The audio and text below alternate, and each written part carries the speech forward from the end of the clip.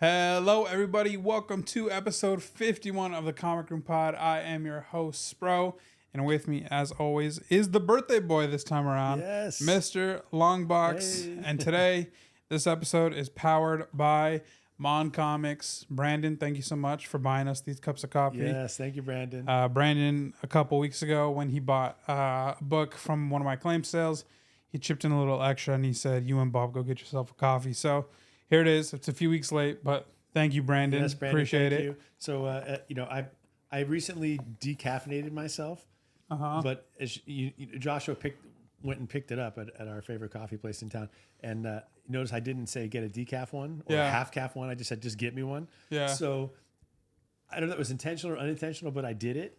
So I have it now. I'm going to drink it, and the awesome part is, by the time this podcast is over, my rate of conversation is going to probably be at times 3. It's going to be amazing. He's gonna be. Last time he had coffee, we were at my office, or no? We were coming home from the little con in like the Long Beach area. Yeah. And you were like, I'm buying every key book in the world. There's no key book that's gonna escape me. It's all in hand now. It's just like my everything becomes possible. Yeah. And then I made you a cup of coffee at my office, and you were like, "That's it. I'm dealing comics now." Yeah, I don't know what happens. Like, so I guess I have had a couple of coffees since my summer decaf. But yeah, this is gonna be. It's good. You're gonna actually see it happen in real time. You're gonna see me going from normal, which I am right now. Yeah. A little amped up because we're recording and it's fun. Sure. But when this cup gets halfway, look out, y'all. My goal is to give you as many things have to edit out as possible. Oh gosh. And in that case, if that's the case, then this is the end of the episode. We'll catch you guys next Bye. week. All right. So what do we got here? It's your birthday, so we'll open presents before show and tell. Why not? Yeah, why not? I'm all for that. Show and tell. Unlike my wife who wrapped presents for me a week ago Oh man, and decided to torture me by just sitting them out on the table for me to stare at for a week. that's brutal. She'll do that at Christmas too. She'll start putting stuff out 2 weeks early. I'm like, what do you? I mean, I love it, but it's also funny, Yeah. I'm like looking at it, and I'm not allowed to touch it, so I'm just kind of looking at these beautifully wrapped gifts over there. And she always treats me well. So Yeah. I appreciate that you're not going to make me stare at this the whole podcast. Yeah, no, that would be mean. That would be mean. So we got that. We got show and tell. We got some news, and I don't know, probably just wherever your caffeine. I have an announcement. Oh, you do? I do. All right. I have a fun announcement to make. You don't even know what it is, but when you hear it, you'll go, "Oh yeah." Ooh. All right. It's not like it's out of left field for you. All right. Well, I guess we'll see when we get there. So appreciate you guys for watching. Comment happy birthday, Mr. Longbox. Show him some love. And yeah, go for it. All right. And if you're wondering how old I am, I'm older than Silver Surfer 1. I'll say that. Nice. I'll say that. That's But not older than. but not FF older than 48? Daredevil is older. Matt Murdock is older than I am. Okay, nice. I'm gonna think here. I can't really say that Norrin Rad is younger because he's from earlier too. So maybe Silver Surfer 1 wasn't the right call. But Yeah. nonetheless, I'm somewhere in the middle of that. All right. Well, here you go. All right, thank you. Wow, this is cool. This is a reuse of the same bag we used last Look, year. we're just gonna keep this and next time you're for Christmas or whatever comes up next Yeah, I think that's what happened. is I'll use this bag to give it to you. Yeah, so I think I first used this bag on your birthday last year. Yeah. And then I think you gave it back to me on Christmas. So Yeah. I mean, it's great. We're all about the what is it? Reuse, renew, recycle. Or something reuse, like that? yeah. Like reuse Reduce, is reuse, recycle. Yeah, and reuse is always probably like the best, right? Because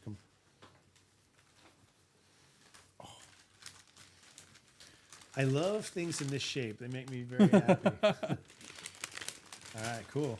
All right, so there's 2 in there. Oh, 2. Let's deal with the bigger one first. Okay. Right, there's 2 in here. Okay. Oh, so- yeah, in there. okay. Yeah. All right. So, do you want to set anything up? Okay, so I guess what I'll say is, we've talked about, and you've said it on my birthday, like, what do you get for somebody who, like, a collector who has specific goals, has reached a lot of their goals? It's tough. So you went the like art book route. Yeah. And so I went a slightly different route Okay. because I don't want to copy you. So I went more like niche in cool. in what you like. Okay. And then the second one we'll talk about when we get there. Okay. So Very cool. opening presents ASMR. Yes, I'm opening them right by the microphone here. Okay. Oh, perfect. Yeah. So that. Open this. Okay, so what I have here is this. So I don't know. I'm looking Yeah, at yeah, the back so- of it. But I do recognize the paint dude. That's always exciting when you see that guy, right? Gives you an indication. Yeah, exactly. Oh, I need my glasses for this one. Strange Tales with the FF. I already love it. Okay, so it's Strange Tales issue 108. 6. Oh, it's beautiful. Look at that copy. This is 1963. Yeah. Wow. So pretty early FF. This is really nice, man. Thank you. Yeah. I love it. My idea was you collect FF, but you don't really collect FF outside of FF. No, but I could. And FF has a big presence in that Strange Tales, especially Human Torch and the Thing. Some of the earliest stories in Fantastic Four are in Strange Tales. It starts in issue 101 is the first Human Torch appears in Strange Tales, and that is this is May of 1963. So we're talking within a year, within basically a year of when from Strange Tales 101 that FF even arrived on the scene. So yeah, that is. And a 6.0 for real? Yeah. These are really tough to get in high grade. I know that. Yeah, I just thought the cover was so cool. Like I love it was just man. Yeah, it was sweet. It's 6.0 off-white to white pages. Strange Tales in high grade is tough. I Yeah. know that it is because I've looked, and whenever I see them, maybe that's why I never bought them because they're always pretty chewed up. You know? Yeah, and we've talked a lot about art this year, and you've gotten me art books, and so that guy's like painting the FF, and he's kind of jumping out. I love it. Oh yeah, I didn't even realize what was going on. Okay, can you all see that? It's a painter with a canvas, and he's got his palette there, and then the Fantastic Four are kind of coming to life, springing off the page and into 3D. Mm-hmm. That's really really cool. So just everything about that book was just really cool. And it says the Human Torch meets the painter of 1,000 perils, and it's got some dialogue on there. It says only I could make the Fantastic Four turn against the Human Torch. And then Sue is saying, get him, Thing, we must destroy the torch. I just can't get over how beautiful this copy is. Yeah. I mean, that is gorgeous. Yeah, it is. Yeah. Surprised you could let it go, man. Not dirty, no like tanning, like which you see a lot, like where the edges get like that oxidation and they start tanning. Yeah, it's a sharp copy. No tanning, no chipping. There's no creasing. I don't see any spine stresses. It's just like little, like wear from just like a basic read. I mean, I don't even know. I don't know why it's a 6.0 to be honest. Either. Yeah. I don't know either. I'll have to check it out. So it's Lee Bernstein and Lieber stories, Steve Ditko and Larry Lieber art, and Jack Kirby covering art. Yeah. So this is really nice. That's really cool. What a great idea. Thank you so much, man. Yeah, you're welcome. That's a treasure for sure. And now you're definitely going to launch me on a Strange Tales. Well, yeah, because that becomes the next question is, well, what will be what's my next quest? You know, I've kind of talked about where do I go from here with the FF, because all that's left is really, really expensive ones, right? 1 of 5. So what should I look for? There's a lot in Strange Tales. There's a lot in Strange Tales, not a lot in good shape though. Yeah, that's the key. Gorgeous. Thank you very much. Yeah, man. you're welcome. That is really, really nice. It's very thoughtful of you, and I love it. Yeah. Wow. Man. All right, and this next book, this is all I'm going to say is this is the big boy of the two. What? Bigger than that? In a sense. Oh man. You've raised the bar. Did you buy some stock I didn't know about and it went way up? What's happening here? It's 1,000 stock of. We getting crazy podcast revenue I'm not aware of. What's happening? This is the big boy.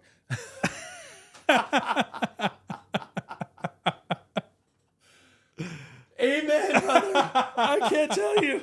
This, like, the itch of all itches has been scratched. What does it mean? This is there's a comic book there's a story behind this one. It isn't as tragic as my Fantastic Four 2. For what it's worth, it's not the biggest book of the two. I mean, you'll see it right now. But for me, it has serious significance. Okay, for those listening, You're probably like, why is he freaking out over Nova 1? this is Nova issue number 1. And Nova, nice looking copy too. Really nice. Okay, so here's the deal with Nova 1. And this lays to rest a ghost in my comic collecting past. We've all had our mistakes. We've all had the books that we had the chance to buy but didn't buy, or in some cases sold and wish we didn't sell, or I know we're cleaning it in a tour. Like, that's a story you have. Like, we all have stories like things like to that nature, right? My story with this is that I had Nova 1, and I honestly don't know how I got it. Like, it was not on the newsstand. It was long before I started collecting, when this thing came out at a 30-cent price sticker. But I carried it around with me from the beginning, like from the early 80s, and it was just in my collection. And Nova was nobody. Yeah. Anyway, long story short, finally one day when we're getting ready to move from our house, but where the kids grew up, I'm like, I got to get rid of some of these comics. And I had this I just had a lot of long boxes. And so I filled an entire long box with basically commons. You would, if you're for your card collector, you know what that means. Just, books that are, not really collected, like Millennium and some like Avengers 301, 302, just, whatever. Yeah. Anyway, this was one of the books I had in there, and I looked at it, it's just Nova 1. So what? And so I sold the whole long box to somebody for $50. Long box full of comics. Someone just came by and said, "You take $50 for the whole thing?" I said, "Sure." And never thought about it again. I was happy with the $50. And then they start talking about a Nova movie. And all of a sudden, Nova becomes hot. And I'm going, do I still have that book? Or did I get rid of that book? And you start, and I did. It's gone. It was gone. And so I've regretted it and beat myself up over it ever since. In fact, and weren't we in Las Vegas when there was a copy of Nova 1? Like for $100 and like, yeah. And that trip didn't work out for us. Right. And we went there before we knew totally that it wasn't going to work out for us. Yeah. And so I didn't buy it, but I thought about buying it. You thought you should get it because it was a decent price and it was a nice at the time, because it was a hot book at the time. At the time. And turns out it was better that I didn't buy it, but I regretted not getting that one too, because, Yeah. And one of my biggest comic book fears over the last several years I've been paying attention again is that this book would get really hot like that. And I've been unfortunately like rooting against it because my own personal stake. Yeah. And you giving me this comic book releases me from all of that. It does. Now I can let it all go.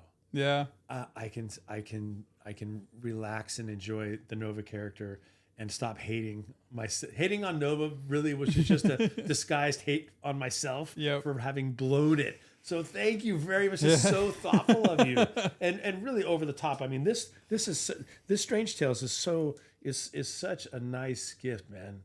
And then this too. Yeah. Really? So thank you, man. I've gotten a couple.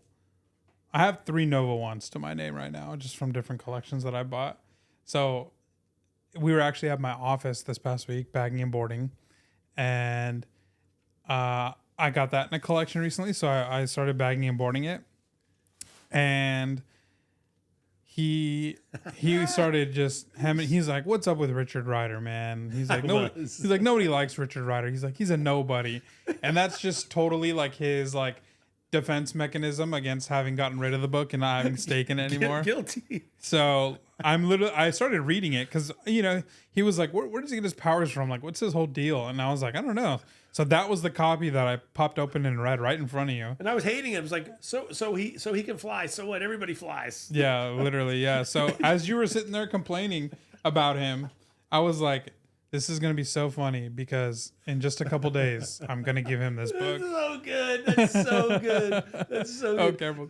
You heard his laughter when I saw it. That was sincere, man. Yeah. You knew exactly how I was going to react when I saw this book. Yep. That's amazing. Now suddenly I'm a huge Nova fan. Yeah, now you're hoping it goes to the moon. Yeah, it's to the moon. To Nova. That's really cool. Thank you, man. Yeah, I you're really welcome. appreciate that. Yeah. I wish I had birthdays more often. That's great. So I'll put them up. Here's my comic book birthday haul from my son-in-law and comic book. What are we, co-hosts and co-collectors? Spro. Nice. Thank you, man. Yeah, These you're are really, welcome. really special. Yeah, those are cool. These are both really something else, man. Yeah. Thank you so much. Yeah, you're welcome. Wow. That's great. All right. Don't forget, comment happy birthday, Mr. Longbox. Man, it is a happy birthday. Yeah. I'm stoked, man. All right. Now show and tell. Yeah. Let's do I'll it. go first. Okay. This is a book that I bought on eBay just this last week. Okay.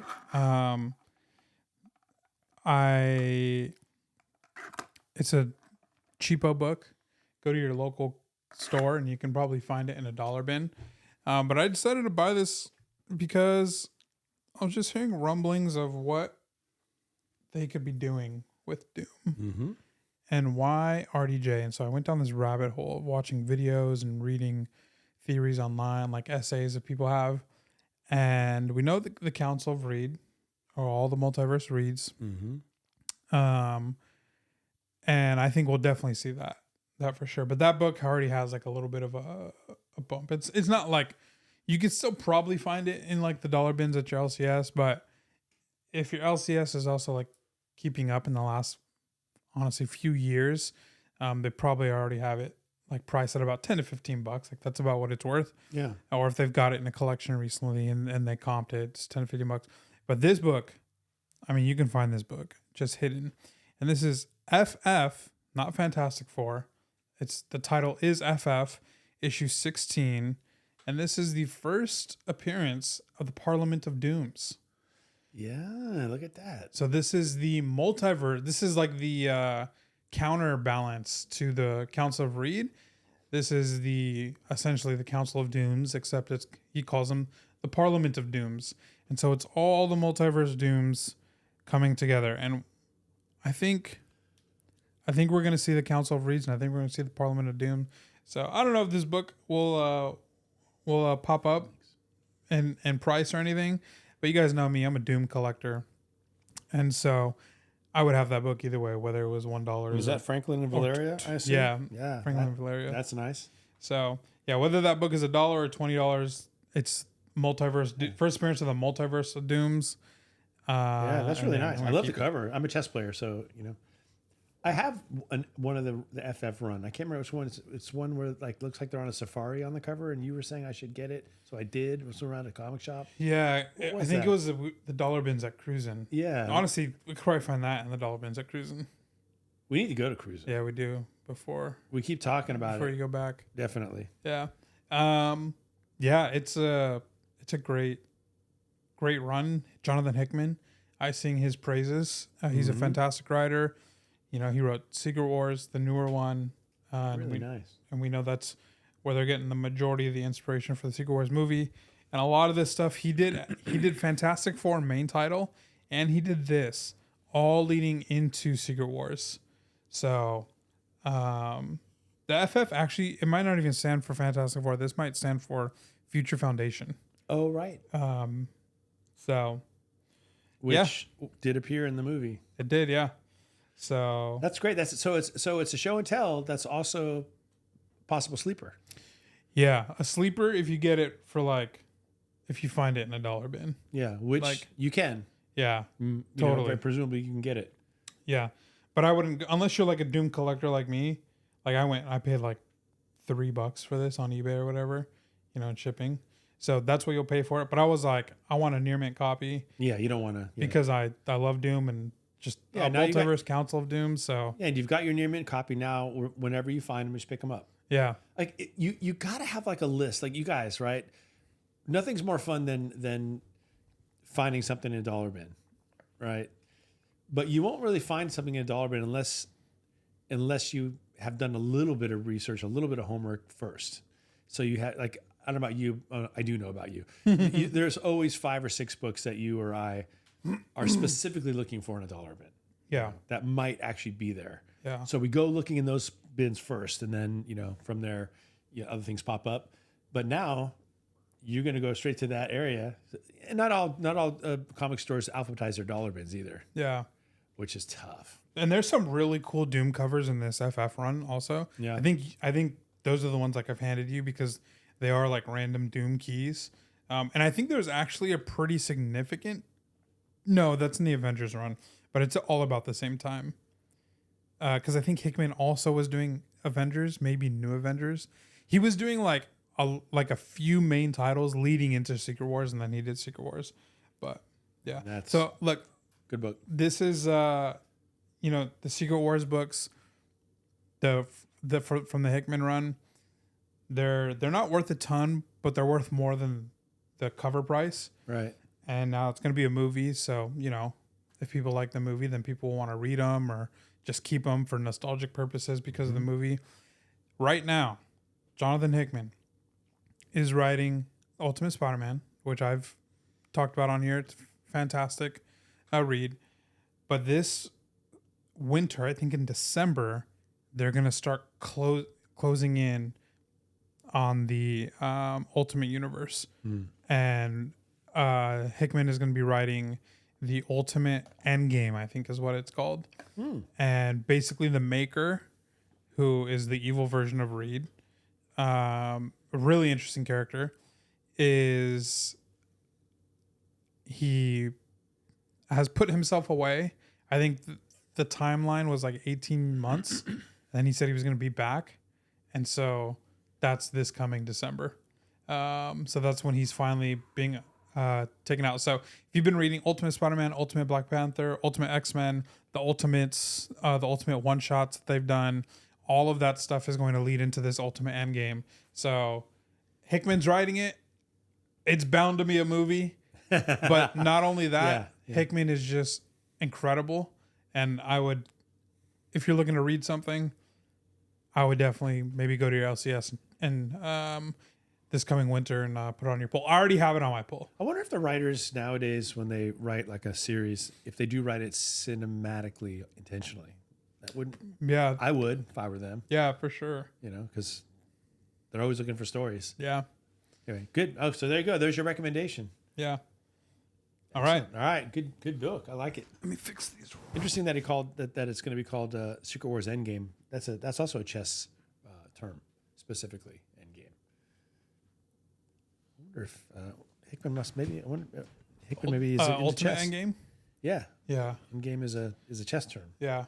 Anyway, all right. So speaking of dollar bins, that's my show and tell is also from the dollar bin. Nice. Or is from a dollar bin, and it's two books. But one is really just real quick, and the other one is But they were side by side in the dollar bin, and it was at a comic shop here in town, and it was just kind of just randomly picked a box. Like it was long box after long box of, I think it was actually $3 books. It wasn't $1. And it was a deal if you bought more than a certain number or whatever. Anyway, and sort of alphabetized, but not really alphabetized. So I mean, I just kind of walked in. I'm like, well, I'll just so I picked a spot to start, and I went through one box, went through another, and you showed up right about the time I got through the second box, and this is what I found. I found in this box 2 coverless comic books, and I almost just sort of passed them by because what do you want a coverless comic book for? But I could tell they were old. So I thought, well, it might just be cool. And the first one was Superman issue 105, which is from 1956. And a cool splash page. It's a really cool splash page. It's just a fun read. It's a 1950s Superman for $3, even without the cover. It's really intact and looks nice. It's got a cool story, a Mr. Mitzelpick story in there. Yeah. And another story where he gets a letter where someone tells him, hey, you've made some mistakes in your past that reveal what your secret identity is. You should go look and see what they are. and it kind of tells that story. It's pretty cool. Anyway, another one where Superman pretends to be somebody's slave in order to find out, to solve a mystery. So there's 3 stories in this one. It's called Superman's 3 Mistakes. The first one's called Superman's 3 Mistakes. Anyway, this one doesn't have any inherent value. It's a non-key. If the cover were on it, it's going to be a $400 or $500 book, but without the cover, it's a $3 book. But so there you go. Like, if this had a cover, it'd be a CGC 9.8 candidate. You hear that kind of stuff sometimes. So it's kind of funny. However, the book right behind it, I recognized it immediately, but I didn't really know why I recognized it because I'm not really a Superman collector. And it wasn't Superman, it was Superboy.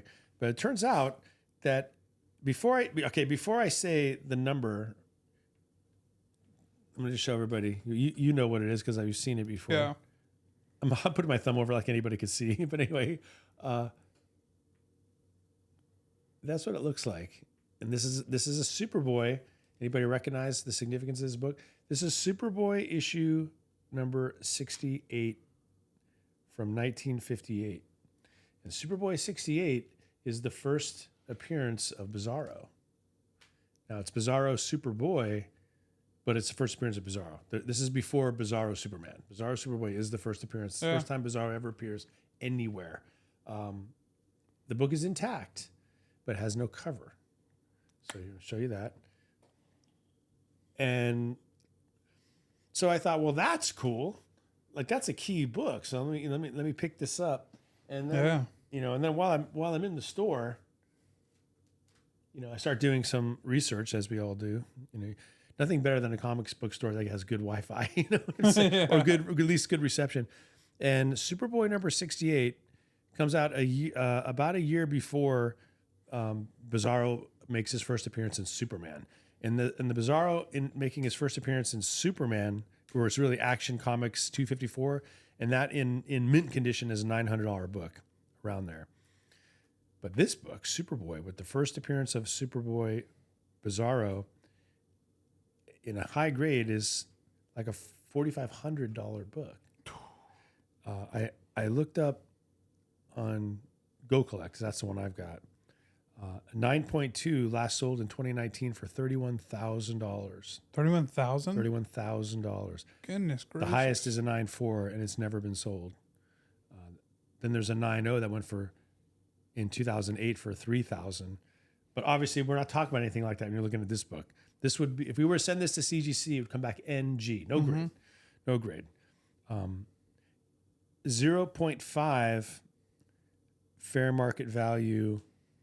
And they don't have any recent sales on us, but they're just kind of taking a guess. They got 260 in a 0.5, but they also have 260 for a 1.0, 260 for a 1.5. They don't know because there haven't been any sales. There are only 19 on the census. But anyway, how much would this be coverless?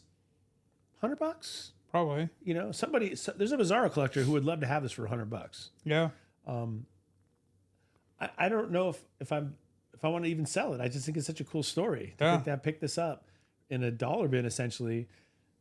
And I did look on eBay, and somebody was trying to sell this one for like $399. Exactly this without a cover. And I watched it, and I think he knew that it was never going to get $399 because I got an offer from him almost immediately for like $70 off, and I didn't, obviously didn't take it. But you know what I did find on eBay is that there's another seller that sells facsimile covers of this. Oh. I'm not going to buy the facsimile cover. It's like $12. But then I don't really want, I don't think I want to put a facsimile cover on this. I think I like it better just the way it is. Yeah. Because that's how I bought it. Sure. And if I put a facsimile cover, the whole thing looks like a reprint. Yeah. Kind of, right? It's not a reprint. But I don't know. What do you guys think? Should I put a facsimile cover on it? I don't know. Nah, right? Nah, looks cool. Keep it in the raw. Yeah. As far as I can tell, it's complete. I don't I from what Go Collect says how many pages it is. I don't even know what they mean. Does that mean how many, like one sheet of paper is a page, or is one sheet of paper 2 pages? I don't know how it works. I don't know. But I'm not sure if I just do the math and count it up. But I looked at it. It's got the wrap is sort of are there. The only way I guess would be to get a reprint and kind of go page by page and see. Yeah, there's there's a website that you can like look at the pages. Oh, okay. Like obviously like there's like digital comic stuff, but they don't give you like ad pages. But there's a website that has all pages, including ad tell me pages. what that. Show me. Send me a link or something because I want to look that up. But I like this. Not really because it's worth more than I paid. I mean that's kind of fun and everything, but that's not at the heart of what's fun about it. The heart of why I like this so much is the heart of why I think a lot of us are in the hobby. We love the hunt. Yeah. It's so much fun to hunt for a book and find it. It's also fun to to find something you weren't hunting for that just, and you do it all the time. Like you have people come into your office with comics and, you know, you find things. But you also, I've seen you make some amazing pulls from dollar bins, just crazy pulls from dollar bins. And it makes all the digging worthwhile when you do find something cool. Yeah. I want to go back to where we got that one because I bought a collection from a dude like in the last couple weeks, and he had a first Jessica Jones Alias issue #1, and we made a deal, bought the collection, and he goes, he tells me, guess where I found that? And I was like, well, where? And he told me the shop, and he's like, I found it coverless in the dollar bin, the same exact dollar bin that you pulled this out of. And I was like, what? Really? And he was like, yeah, man. And he was like, I was just flipping through. He's like, and there it was. And it's a near mint copy. So a lot of those books aren't near mint. So not coverless. It was the... Yeah, but it was fully attached. It's a near mint copy. And he's pretty tight with the owner.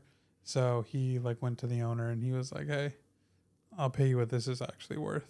And I think the owner still gave him a nice discount. Should I feel guilty?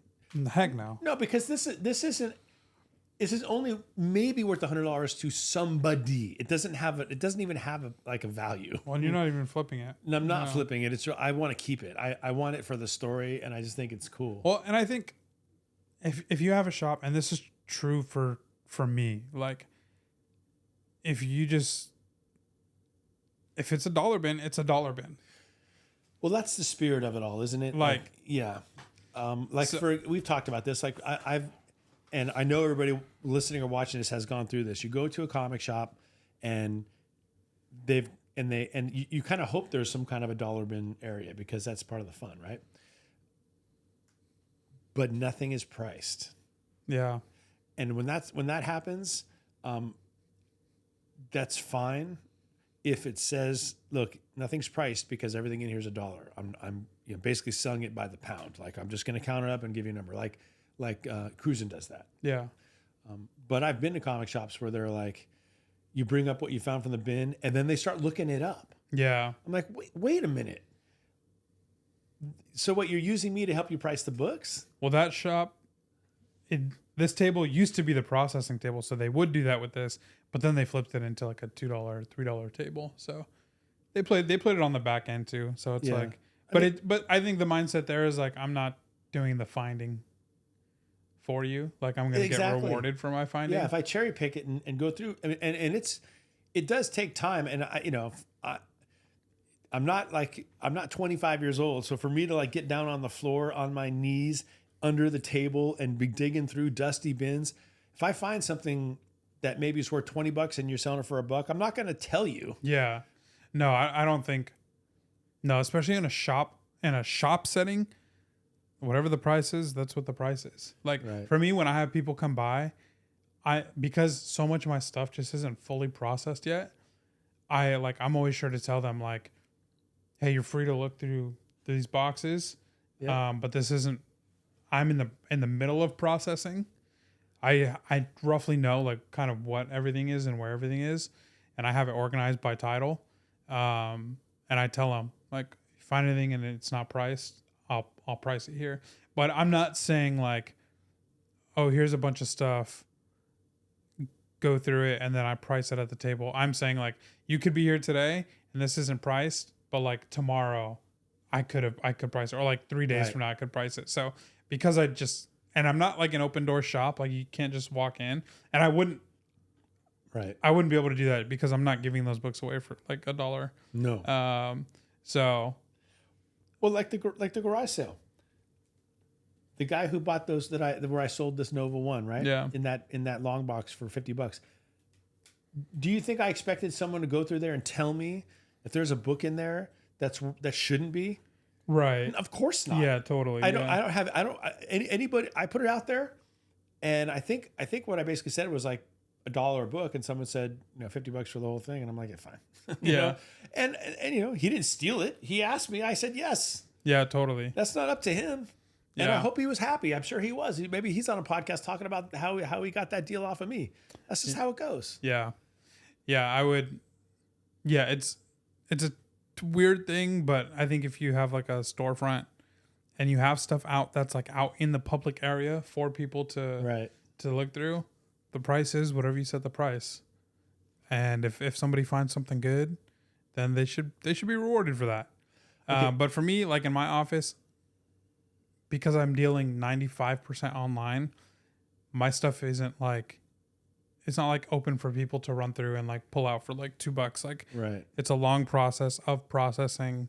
And I know I have some short boxes that are like dollar bin stuff, but look, yeah, it's all just I mean, it's a fun philosophical and ethical question. If you go to a garage sale, maybe this is more likely to happen back east. Older houses, longer time residents, things like that. You go to a garage sale and someone's got a stack of Golden Age comics and they're like, yeah, 10 cents each or, whatever.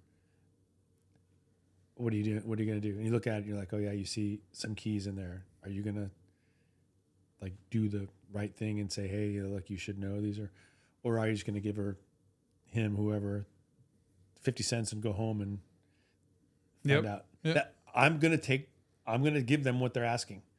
That's why I'm at the garage sale. Yeah. And I know that there's probably people watching or listening that say, no, I would never do that. I think it would be right. And that's a totally legitimate, and you got to do what your conscience dictates, right? Yeah. But in that scenario, you putting them out for sale, that's the price you want. And that's the reason I'm going to the garage sale, to look for those types of things. Now, if somebody were to call you, and they do, say, hey, Joshua, I saw you on Google. My dad's got, I don't know anything about comics. My dad's got this box of comics in his shoebox. He doesn't know what to do with them. Can he bring them by? He brings them by and he's got Action Comics 1 and Detective Comics or, all this crazy stuff like that.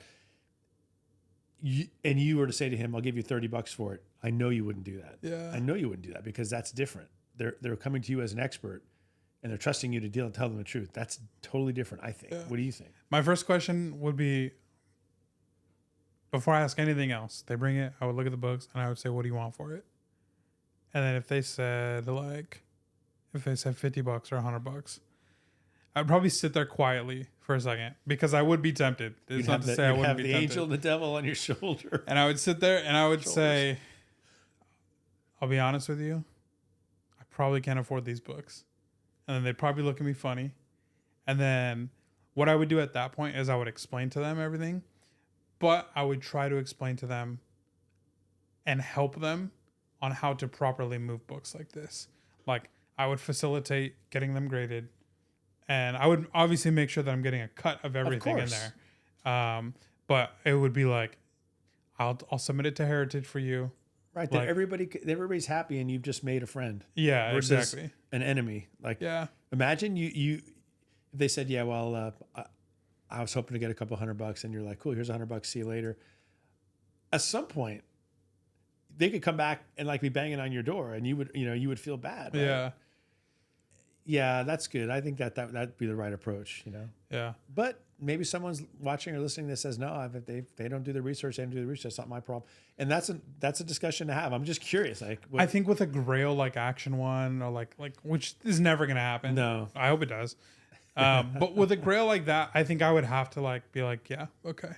But if somebody came in with like a stack of like an ASM 300, ASM 252, stuff like that, and they were just like, I want 100, like I probably wouldn't argue with them on that price. It'd just be like, okay, they just like, it's not hard to figure out the prices on these. Mm-hmm. So yeah. So for like lower end stuff like that, I probably would just be like, okay. And honestly, like it might even just be like, keep the change, like type thing. Like you can keep that. But a big grail key, like your monster key, like even as like more recent as like FF1 recent quote in comparison, those like mega grail Silver Age and Golden Age stuff, that's where I would say like Hulk 1, FF1, ASM 1, like that's where I would be like, yeah, okay. But if you're bringing me a stack of like more modern stuff, somebody in your life has to know what these are worth. And if that's like yeah, right. You don't want to be there. And maybe it's an angel and you're being tested. Well, because then sometimes like with that kind of stuff, you're like telling them what it's worth, and then they try to get what it's worth, and then it just becomes like this. And I have no problem saying no. Like I said no to a collection last week. Yeah. Like I've seen 2 collections since our last podcast. Maybe I don't know if you want to tell that story or not, but it's an interesting story. Yeah. I have no problem saying no when people sometimes I get calls for collections, DMs or whatever, and people want really close to FMV, and I just can't do it. Sometimes it's like, I'll tell the story, but I got a call today on like a Hulk 180 and a Hulk 181, and I have like percentages that I work off of when it comes to bigger keys like that. Yep. And so we were able to like negotiate and come to an agreement. But yeah, I don't remember where I was going with that, but yeah, it's the fantasy, right? Like somewhere we all know that somewhere in somebody's attic, under somebody's bed, somebody's garage, there are keys. Yeah. Golden Age keys, Silver Age keys, Bronze Age keys, they're around. They're as yet undiscovered, and they might get picked up and thrown out. They might get sent to Goodwill, or somebody might give you a call. Yeah. That's a cool thing, man. Yeah. Well, like the last thing I was saying, like if somebody brought me a pile that had like ASM 300, it's such an iconic cover also that if somebody's just trying to get rid of it and that's the price they give me, I'm going to assume that they know what that book is, that I don't need to like communicate anything about that book. Right. And that's what they need, and that's what they're happy getting out with. And so it's like, fine. Right. Like we can do that. Remember when we were going through some of your books, you were grading them and we were flipping through, and I showed you a picture inside a book from 1978, and it was an ad for Star Wars figures. Yeah. And I don't know if it was Kenner. I didn't say, so I don't know if they would be the ones that sell for so much money or not. I don't know that market, but principally speaking, it was interesting though, because the comic books from that era are worth, they some have gone up, but nothing compared to what those Star Wars figures have gone up. It's like, man, if the irony of looking at a comic book from 1978 in a Mylar bag that's maybe worth $20. Yeah. And open it up, and it's got an ad selling, Han Solo action figures for $6.99. Like that was the real score in that book. And should have been listening to the ad. Should have paid attention to the ad. Yep. All right, let's move on to news here. Yep. Not a ton of news. Nothing crazy, just a couple things. This is more, I only have 2 pieces here. I guess 2.5, maybe 3. In the movie, the Thing was wearing a Brooklyn Dodgers hat. In the Fantastic Four movie. Oh yeah, that's right. He's wearing a Fantastic Four hat. So, Matt Shackman did an interview, and the interviewer asked him about like how did he pick the fandom. Shackman actually talked to Jack Kirby's son to confirm his headcanon that the Thing would have been a Brooklyn Dodgers fan. Dan Slott made Ben a Yankees fan, and Shackman thought that was too bourgeois for Ben. Mm-hmm. I love it. So yeah, and he got it all confirmed with that's Kirby's a cool piece of trivia. Yeah, that's pretty cool. That's really cool. And he definitely wouldn't have been a New York Giants baseball fan, because while they weren't the Yankees. Well, because he's smart for one. But the New York Yankees were, what's the word? Bourgeois? Bourgeois? B-O-U. Bougie. That's how we say it now, right? Yeah. But the Dodgers, despite where they are today, spending money like drunken sailors, they were they were initially kind of the low man on the totem pole of New York baseball teams. Yeah. And arguably the most important team in all of baseball. Yeah. Jackie Robinson, right? Yeah. Yeah. Okay, this is a leak from the Snyder named Jeff Snyder. He said that Robin is reportedly part of the Batman 2 script. So Really? yeah, which I think makes sense. This is a rumor. I think that makes a lot of sense because in the Batman, Bruce had a lot of sympathy for the mayor's son, and there was definitely like more than a couple moments where there was just like shots of Bruce and that kid like looking at each other, and definitely like a sense of like some communication just by the glances that they shared. So there's definitely some sympathy that he has for orphans, because he is an orphan, but the mayor's son isn't an orphan. But we all know Dick Grayson is an orphan. Lost his parents in the Acrobat. So now everybody's going crazy that we're going to get an Acrobat scene. Nice. Which we haven't seen since the 90s. Yeah, that'd be fun. And we did get Bloodhaven name dropped. Remember, Yes. Catwoman says she's going to Bloodhaven, which we know that's where, when Dick Grayson becomes Nightwing, that's where he goes off to. So, I mean, the foundation is there. So it's not impossible. Yeah. So I think it would be cool. Yeah. Expand the Bat family. I'm all for it. Yeah. Definitely. Yeah. And the last piece of news is this is why I said it might be like 2.5 is there's just been so. Oh, I have to correct myself from last week. I said that Spider-Man Brand New Day was filming in Germany. Yeah. They're filming in Scotland, Glasgow. Okay. So I guess the architecture there is very similar to New York. So Nice. it's cheaper. And Have you been to Ireland? Did you go to Scotland also? No. Okay. Never been to Scotland. Never been to either Ireland or Scotland. I've only been to Northern Ireland. I've been to Northern Ireland twice. I've not been to Ireland. Okay. Yeah. Cool. Don't mess it up. Don't confuse it. Don't confuse the two. They won't They be haven't happy consolidated yet. Don't say that either. that's more fresh. Only I can say this safely on the other side of the Atlantic. To all of our Irish and Northern Irish listeners, I apologize. The troubles. I'm trying to stir the pot. Really. No, I don't think it's that serious anymore, but yeah. So they're doing a ton of filming, and they're doing a ton of filming in the street. And so there's a lot of people watching. A lot of people. They're taking pictures. Are they posting? Pictures, videos, you name it. Nice. Everything is there. Something really cool that they're doing is practical web swinging. So they have, I assume it's not Tom Holland, but they have a stunt double like on this machine, and he's actually like swinging on a rope, and that's how they're capturing the footage. So the web swinging has always been CGI. Like It's always been animated. But there's going to be some. So Spider-Man, they're filming in Scotland. Yeah.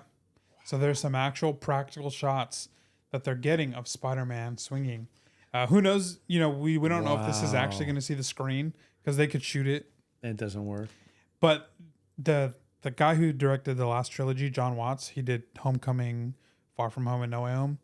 He said when he stepped away from Spider-Man, he gave like one piece of advice to the person who would direct next. And he said, you're going to want to do practical swinging. Don't. It looks ridiculous. Like, it's just not worth the time and the money. But Destin Daniel Cretton, director of Shang-Chi, wow, some incredible fight scenes in that movie. Yeah, he did. So he's going to cook with Spider-Man for sure. He said, screw that advice. We're going to film some practical swinging stuff. So who knows? It could just be, I don't know what it's going to look like, but they're filming it. There's footage of them getting that footage. There's pictures. That's cool. It looks awesome. That reminds me, somewhat related, when speaking of like movies and all that, when I did that Warner Brothers tour last year, like almost a year ago now, there's a whole area just dedicated to Batman. Yeah, and they have all the cars, all the Batman cowls. Yeah. It's so cool if you're a Batman movies fan. It's just all there, and they have all the motorcycles and the Batmobiles, and it's all accurate to the size. It's what they used. It's not like a replica. I couldn't believe how they had Zoe Kravitz's Catwoman costume. That girl's tiny. Yeah. She's like 4 feet tall. Yeah. Like, I looked at the thing. I thought it was. I didn't. Like, what is that? I'm like, oh wait, that's a Catwoman. But it was like this. Like she's. I mean, I don't know. She's really. Did you know how small she was? Like she is tiny. Yeah. I mean, there's a significant height gap between her and Pattinson. I know Pattinson's 6 foot or something like that. Yeah. She's probably. She's not 5 feet tall. There's no way she's 5 feet. No, she's got to be at least. I don't think so. Let's look it up. Let's find out. Zoe Kravitz height. This is what you guys are here for. Yeah, you're here to find out celebrities' height. 5'2". Well, still 5'2" is very. It's very short. And she's slight of build. Like it was. I couldn't believe it. I was like, whoa. Yeah. But I thought she was a really good Catwoman. Yeah. You know, I don't know who my favorite Catwoman. Like they're all different. Like we're off topic now, but Michelle Pfeiffer is classic, like classic campy, like all the way, you know, seductress Catwoman. Yeah. Right? I thought, and I think Zoe is more. She's definitely the more practical. You know, steering away from the sexualized Catwoman. Yeah. Right? And her appeal is more innate, you know. She's a fighter. Yeah. You know? I think maybe Anne Hathaway was a good, like maybe the perfect mix, like because she was both. She played up a little of that Pfeiffer Catwoman, but she was also very much like she'd kick your backside, you know. Yeah. So anyway, I don't know how I got onto that, but anyway. Yeah, that's just because you hate Spider-Man so much. You had to hijack the conversation away from Spider-Man. I don't hate Spider-Man. I don't. I just. You know how I feel about it. It's just, don't get me started. It's just a lot. I watched Tobey Maguire's Spider-Man 1 last night. Darren and I did for the first time in a long time. And man, I loved it. I mean, I remember like the more I rewatched it as I kind of grew up, I was just a little like tired of seeing just the origin story over and over again. And that first like hour or so, it just felt like 3 hours. So that's why I never rewatched it, because I was like, man, I don't want to see another one. But it's been a very long time since I've seen it. I have to tell you this quote. Yeah. This is after Green Goblin blew up the window of Aunt May's house and she's in the hospital. Mm-hmm. And so MJ's in the hospital with Peter. MJ's dating Harry though. And so they're talking. And she's kind of just like, you know, she dated Flash, and Flash is just like this, you know, typical jock. And Harry kind of doesn't have much affection for her and is like more like wanting to like please his dad. And so his like Norman says some like pretty like awful stuff about her. Yeah. And he didn't defend her. Harry didn't defend her. So this all kind of like happens in the aftermath. And so she's kind of like falling for Spider-Man in the movie, and because Spider-Man has saved her a couple times. Yeah. So she tells Peter, she's like, you know, I think I love someone. And Peter's like, oh really? Like who is it that you love? And she's like, you're gonna think I'm being silly. And he's like, no, like I would never think that of you. And she goes, I think I'm in love with Spider-Man. And this like little grin pops up on Peter's face. And you know, they're talking about it, and she's like, yeah, you know him, right? Like, you take his photos. And she's like, has he ever mentioned me? Have you ever, like, talked about me? And Peter is like, yeah, actually. And he's like, what have you, like, talked about? Like, what did you say? And he basically says, like, yeah, like, I've, and he goes on to like, say this, like, the most loving thing and like so poetic description of MJ. And so he's telling MJ this as if he had told Spider-Man this. And the scene is long and it's beautiful. Yeah. But this is like a quote from that. When you look in her eyes and she looks back in yours, everything feels not quite normal because you feel strong and weak at the same time. Ooh, that's good. That's so good. That is really good. So here's my Letterboxd review. I gave it 4 stars on Letterboxd. Let me just give it to you real quick. Let's go. 6-year-old me loved this movie because it was the coolest thing I'd seen in my tiny life. With constant rewatches as I grew up and new Spidey movies consistently coming out, I would come back to this one and struggle with the pacing, wishing especially that he got in the suit sooner. After seeing it now for the first time in quite a while, I have a newfound appreciation for the care taken in the storytelling. And then I quote, "When you look in her eyes and she looks back in yours, everything feels not quite normal because you feel strong and weak at the same time." End quote. 29-year-old me loves this movie because it's still the coolest thing I've seen, and it communicates a depth of love that most younger versions of me could not understand. Ooh, yeah, that's right. That's good.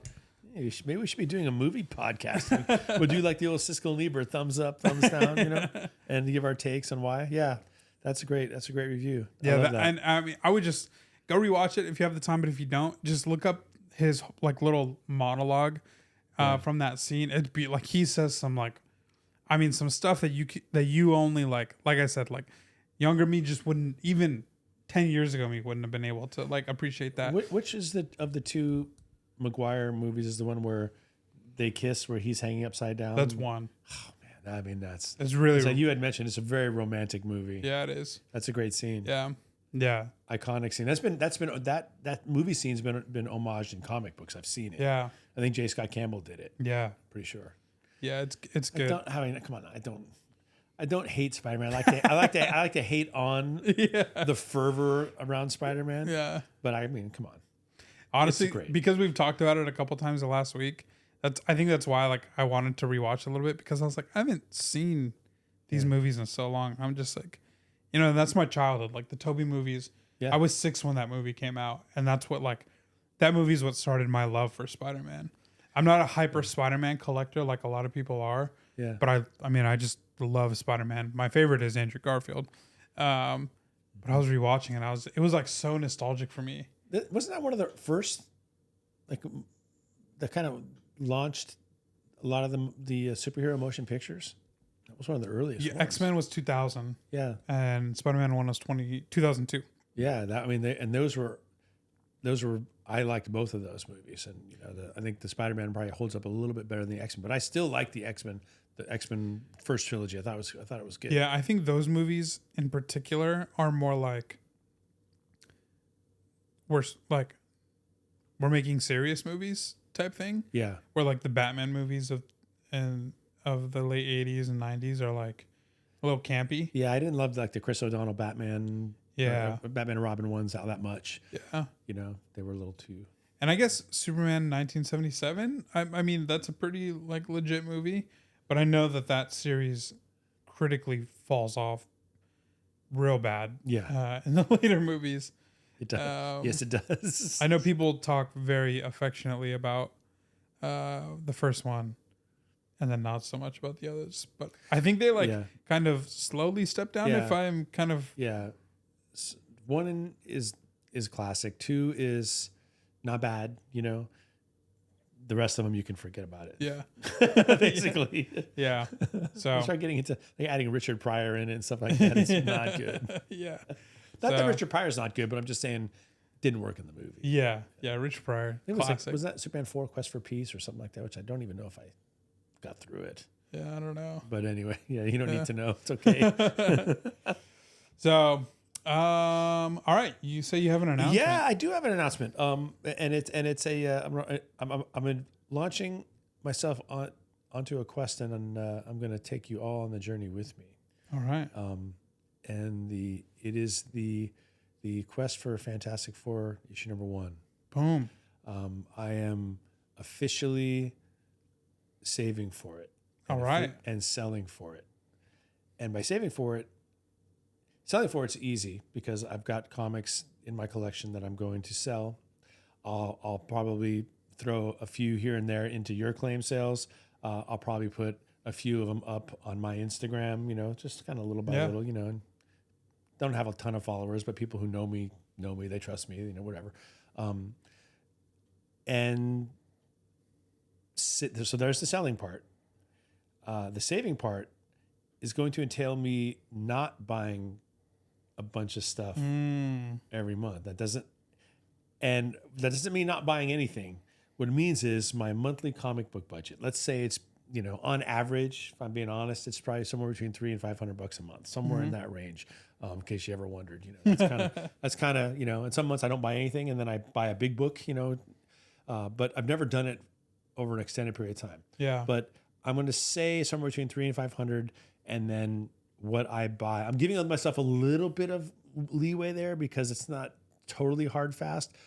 For example, the budget's gonna be a little bigger in October when we go to LA Comic Con. I'm gonna spend some money there, clearly, why not? Yeah. right?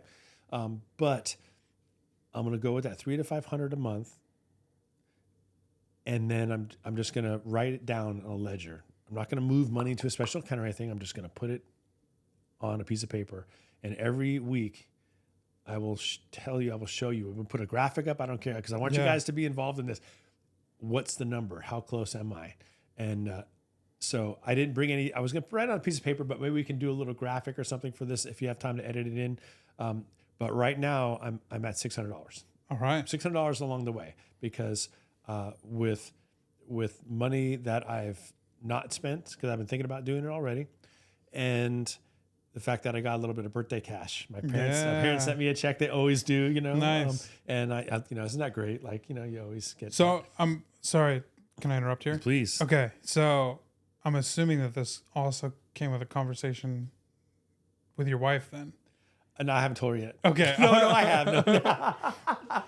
No, I did tell her. I told her that's what I'm doing. I said, yeah, I'm just gonna save and sell. I'm not gonna buy. I will not run out of show and tell. Okay. I've got plenty of things to show and tell, and I'm not going cold turkey. They'll be like, I'm still going to be hunting dollar bins. I'm not going to all of a sudden show up with a $300 Golden Age book. I'm not going to do that because, or if I do that, I really have a good reason to do it. Yeah. But you guys are going to see that number every week. What is it now? And it may not change. Maybe it's more like once every 4 weeks because once a month. Once a month we'll do it. Once a month. Unless I sell something, then it adds to it. What's the number I need to get to buy FF1? Yeah. I've done some research on it. I've talked to some people about it. Obviously, I've been watching the value of this book for a long time. The entry level of this book at any condition close to what I would be satisfied with is $6,000, $6,000, which there's no way I could just pull $6,000 out of the bank and buy it and then expect to sleep in my own bed. That's not going to happen. Well, that's why I asked if you, because you got to like prep her. Yeah, that's right. Because when it does happen, I'm going to say, here's, I will show her that number every month as well. And so 6,000 is the, I won't even look until I have saved 6,000. But my thought is maybe more. I don't know how long it's going to take. Presumably at most a year, right? If I'm able to save $500 a month, that's a year. Yeah. I don't think I think I'm going to do better than that because I'm going to be selling books. Yeah. But I'm also going to be buying some. Yeah. Because you know me. Yeah, for sure. But I've got plenty to sell without cutting into bone. I think, I can do that. But anyway, I wanted to announce it because if you have followed this podcast for any amount of time, you know that that's my absolute 100% childhood dream. That is my comic book collecting grail. I've been asked so many times, "Hey Bob, what's the book? What's your grail? What's your grail? What's your personal grail? What's the one that if you could have any book, forget about the dollars, what would it be?" Well, I mean, I'm not going to say Action 1 and all that stuff because that's not really what it is for me. Yeah. It's Fantastic Four 1. And I want to get a copy that I'm proud of. And I'd be proud of any copy, I guess. But if I'm going to spend a year saving for it and selling for it, I might wait a little bit longer and get one that maybe you don't want one with like a piece missing. No. Not if you're putting in that level of work. Yeah, I'm going to put a lot of work and time and effort. And what constitutes selling and saving? Obviously, anything I sell for my comic collection immediately goes into that instantly. So that's the quickest route. I could sell $1,000 comic book maybe a couple claim sales from now, and there's what is that, 18% of the way there or something like that. But I'm also going to allow for, if I get any extra like freelance work, because I do get freelance writing work, things like that. If anything like that comes up, if any kind of found money, as they call it, that I wasn't expecting to make, but I made. Your surfboard? Exactly. If I sell, I've got a really beautiful 9.5 foot longboard that I don't surf anymore. He's not just Mr. Longbox. He's Mr. Longboard. Mr. Longboard. That's so cool. I didn't think about that. Yeah. And I got this Malibu board, but anyway, I've got things like that. Other professional opportunities where I can kind of gig out and make a little extra money. I'm going to do it. Yeah. And I will keep you and everybody watching, listening, involved in that process. And so it's going, Lord willing, it's going to happen. Yeah. I expect that 2026, if I do things the way I say I'm going to do them, is going to be the year that I buy that book. Yeah. Okay. Check this out then. Okay.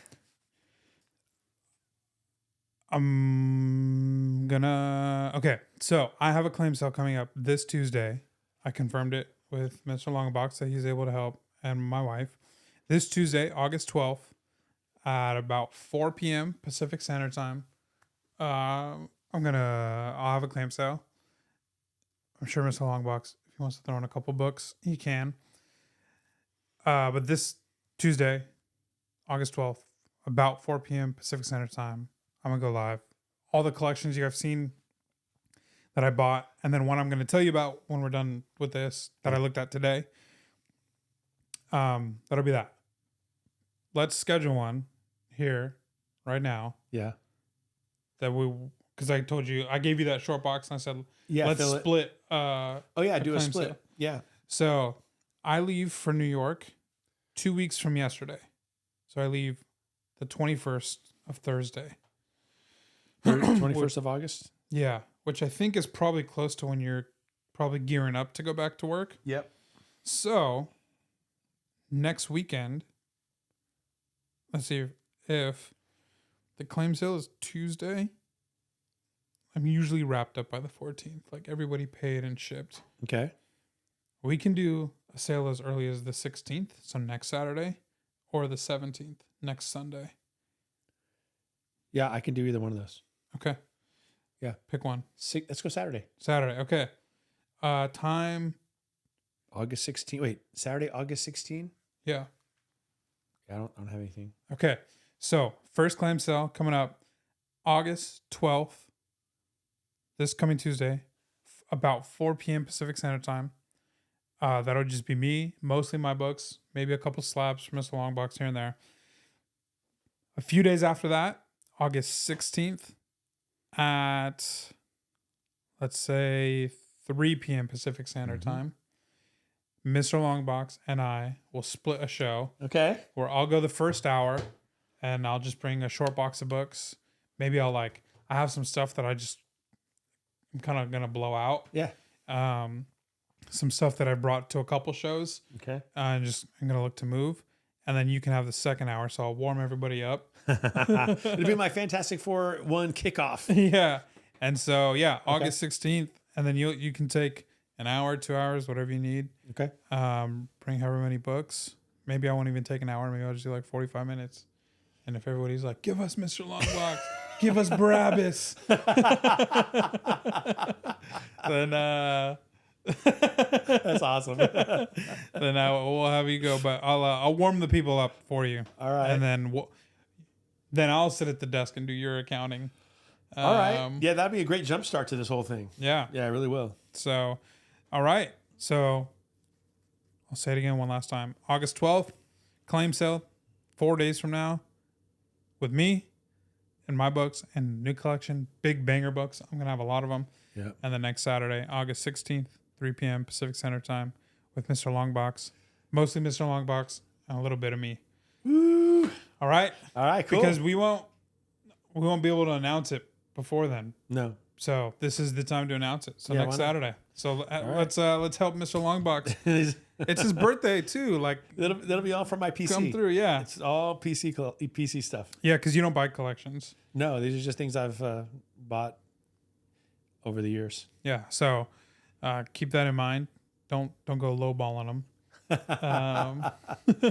Yeah, I have a harder time saying no than you. I'm like, you want it for half FMV? Okay. Don't tell them that. No, I'm just kidding. No, I've learned what from being a buyer long enough to Yeah. All right. We haven't done this in a couple weeks. Yeah, let's go. Let's do a couple. I want to do. I made the mistake of scratching my eye, and I think I got cat in my eye. I can feel. Is my eye red? Not really. Okay, good. If I just leave it alone, I'm not really like a major allergic to cats, but if I pet them and then touch my eye or touch something, I touch them, touch my eye, which is ironic since I like Catwoman and all that. Well, I guess not really ironic. She's not real. Oh, I guess he's not. Oh, it's his last name. Okay.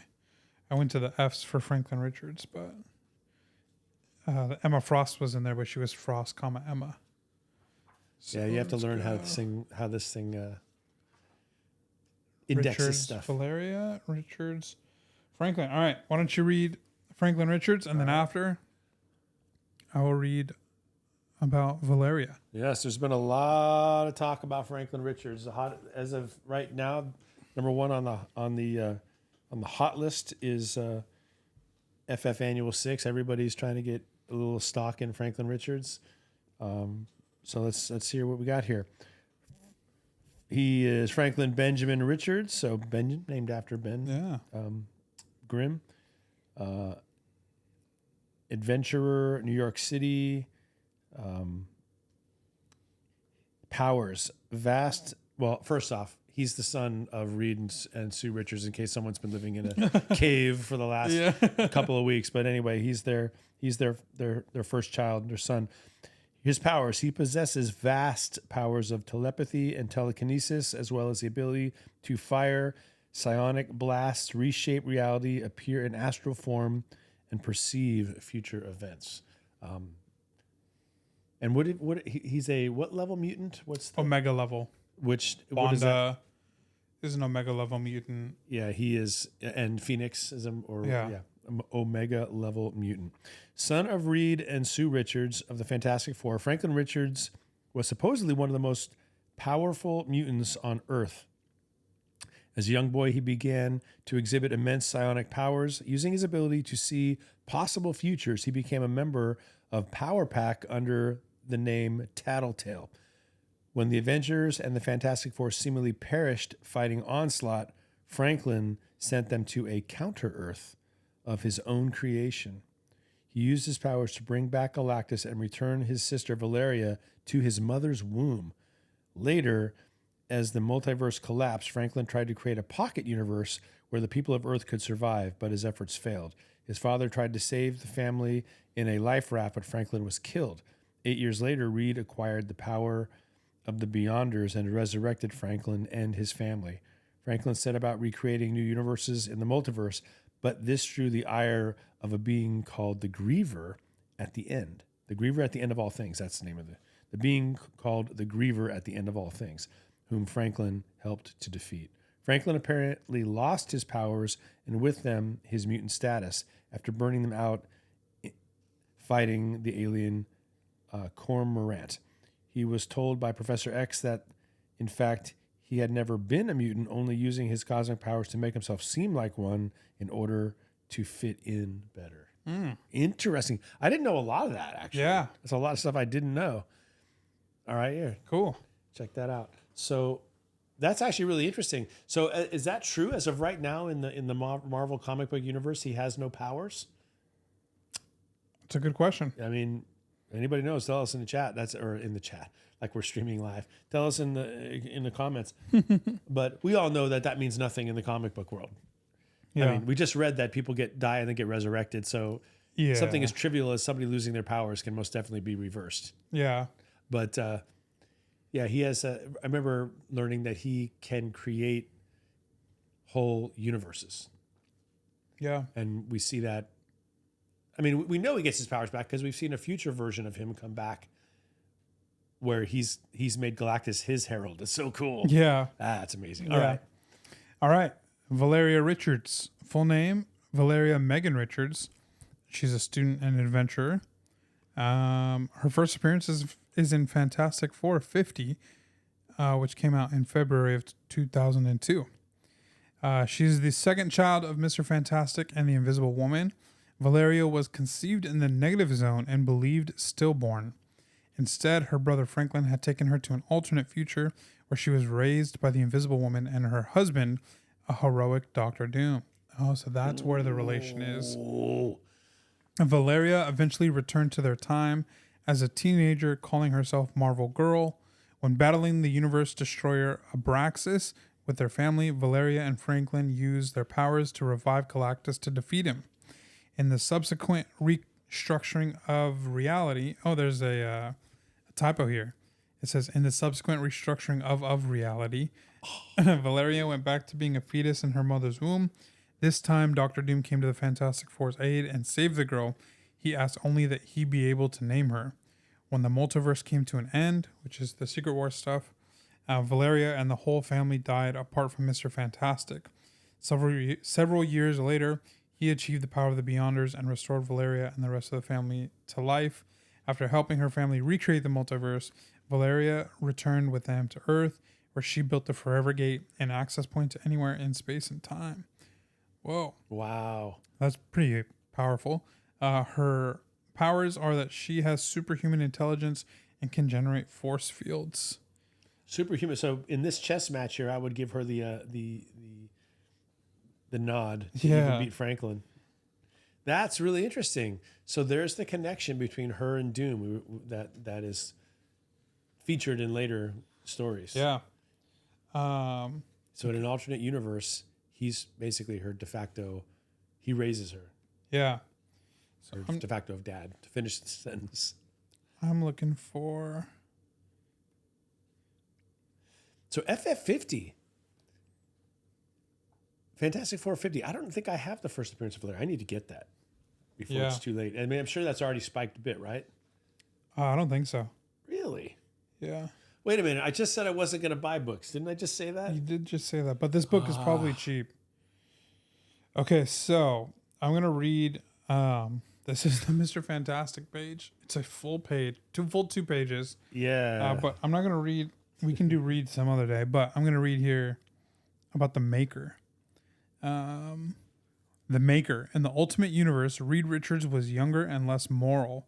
While he started out as a hero and leader of the FF, he eventually became a supervillain. He survived the destruction of his own reality and ended up on Earth 616.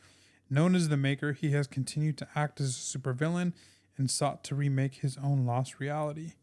The Reed Richards from the Ultimate Universe became a morally bankrupt but brilliant scientist. Huh. So, he makes his first, it doesn't say in there, but he makes his first appearance in, it'd be Ultimate Fantastic Four issue 1. So how much of all that lore is owed to Jonathan Hickman? The Maker is probably a little bit before Hickman because that's from like the, when they did like Ultimate Spider-Man, the like OG Ultimate stuff from the 2000s. Okay. Yeah, that's when you say 2000s and you call it OG, I'm like, really? That's like that's yesterday. 25 years ago, the start of it. You're right. Yeah. Oh my gosh. I know. It's crazy. That is hard to believe. Yeah. But Valeria though, right? Isn't Valeria, didn't he expand on that, Hickman? Yeah. Okay. I think he's the one who, I think he gave her more of a story.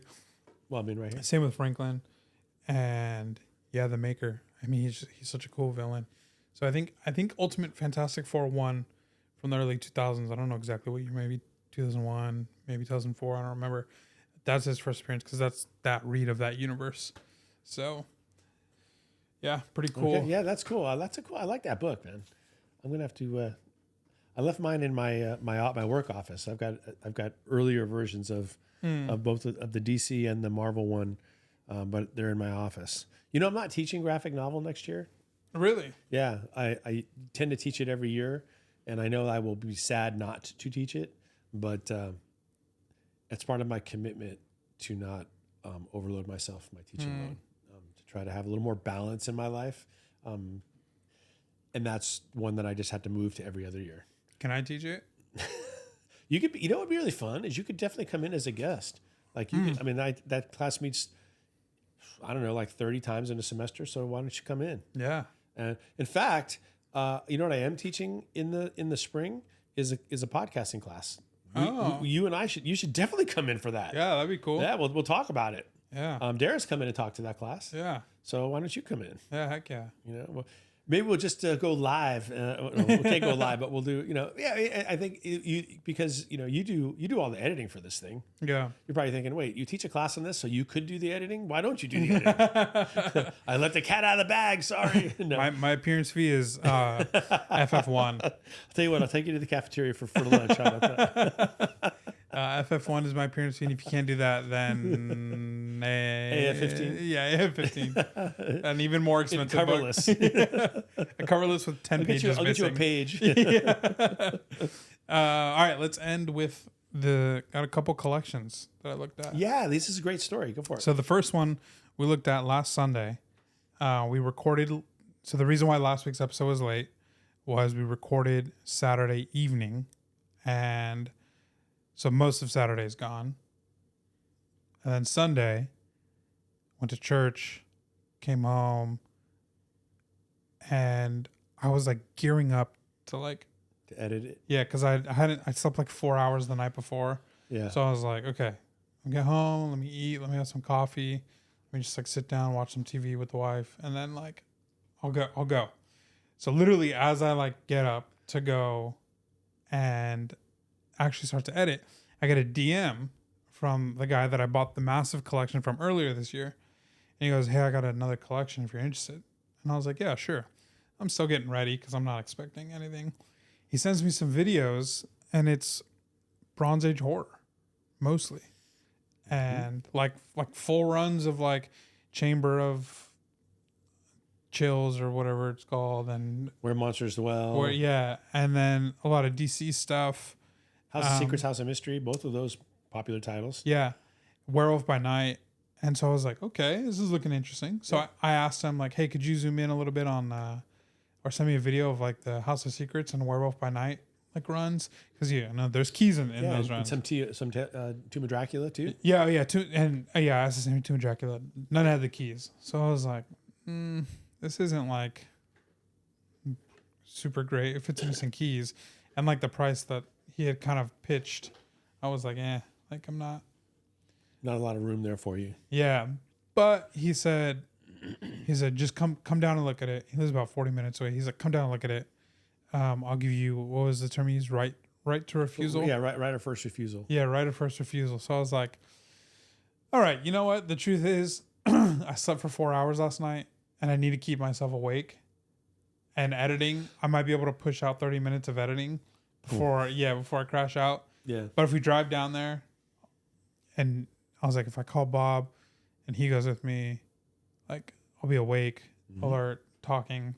Yeah. And then an hour drive, maybe 30, 45-minute drive. Yeah. So I shot him a text and he was like, yeah, I'll go with you. So I go down there, we check it out, and it's all in like this filing cabinet, like those old school office. 4 drawers. Yeah, 4 drawers, and a short box.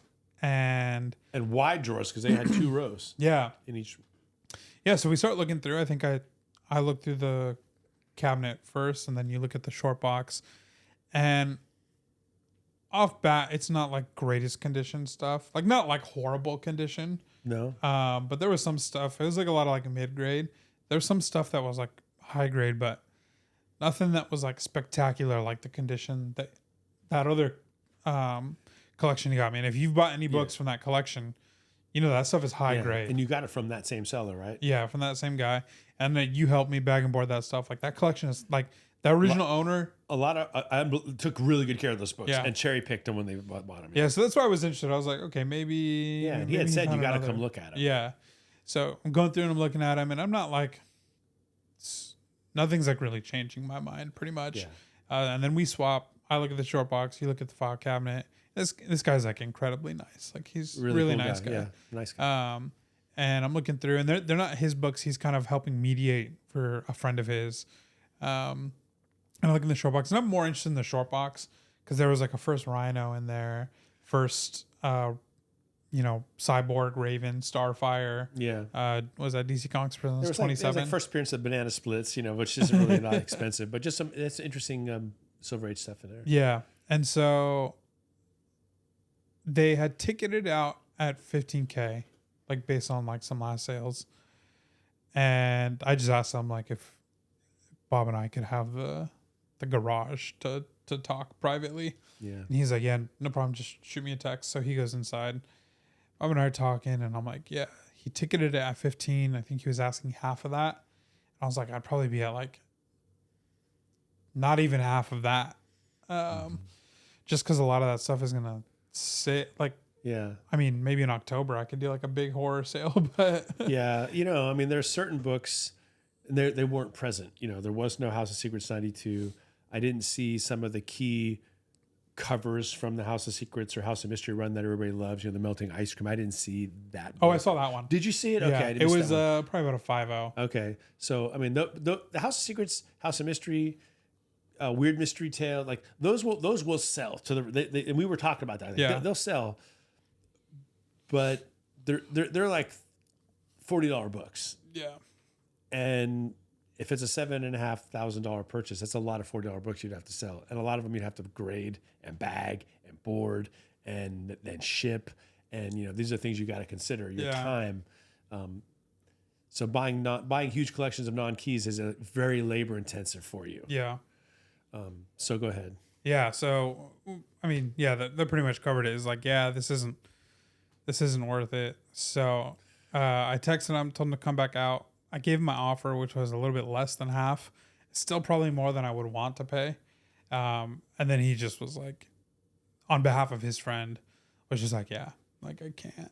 Yeah. Couldn't even give me a counter. And I totally was like not even expecting a counter. Yeah. Because I told him like, I kind of like had laid it down like, yeah, like I just couldn't give you like what you want for it. And that's how I like lay the foundation of like, I'm not trying to offend you. Right. But he is a nice guy and I've dealt with him before. And he was like, no, just like, shoot, go ahead. Yeah. And then that's when I gave him my offer and he was like, oh yeah, I can't do that. And I was like, yep, I didn't expect you to, honestly. Yeah. Like, and so he told me we'll try to sell it. He's like, honestly, you will probably see it online on like Facebook Marketplace. He's like, if we don't hear anything, I'll get back to you. There were some like giant size chiller. What is it? Giant size chillers. The first Lilith. Yeah, there's 4 of those copies and pretty nice grade copies of that. Yeah, they wrote like VF minus on 2 of them. Yeah, and then fine fair on the others. Yeah, so it's fair grade. Yeah. I then when he rejected that, I asked him, okay, what would you do for the short box, and if I could take a couple of those chillers, and there was a Star Trek. Or not Star Trek. Zone that I was interested in. It was I don't know if I really should want me to say what it was or just. Yeah, I don't care. Yeah, it was Twilight Zone 84, which is Frank Miller's first work. I couldn't really tell the grade of it. It was probably in that same sort of 6.0 range, which is a nice book, and I don't own that book, so that would be one I was interested in picking up. Yeah, so I was just like, hey, throw in the Twilight Zones. Give me 2 of these giant size chillers that you have and the short box. Like, what would you do for it? And then he just was kind of like, I think we'll move it all together. And I was like, all right, no worries. Yeah. Like, and so and it happens, right? I mean, it's not like it wouldn't be good inventory.